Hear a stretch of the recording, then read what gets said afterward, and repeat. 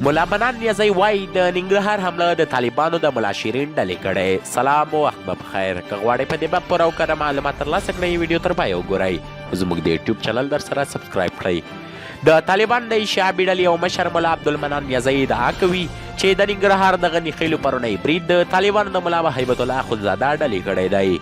د ننګرهار په پروني برید کې د څو پولیسو ترڅنګ 14 ملکیان ووژل شول او تر ډېر شو نور وژبل شول. اکثر وژل شوي کسان ښوونځي ته تلونکي او یا ورڅخه رخصت شوي زده کوونکي وو. طالبانو د برید مسؤلیت په غاړه نه دی اخیستی. د دې ډلې ویندوی ذبیح الله مجاهد رسنیو ته ویلي چې په دې اړه تحقیق کوي چې آیا دا برید دوی کړی او که نه ده کړی.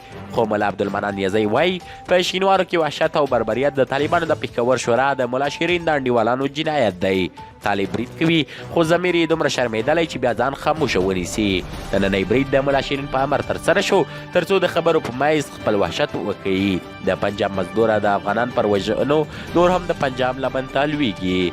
په ننګرهار کې تر دې پخوا هم دې ته ورته ګڼې حملې شوي چې د ځینو مسؤلیت طالبانو او د ځینو داعش په غاړه اخیستی دی. د سیمې اوسېدونکي وایي طالبان عموما د خپلو هغو بریدونو مسؤلیت نه مني چې ډېره مرګ ژوبله امولسته واړوي. تر بلې ویډیو مو په لیو بخونکي خدای سپارم. هر چیرې چې یاست ستاسې بریا زموږ دعا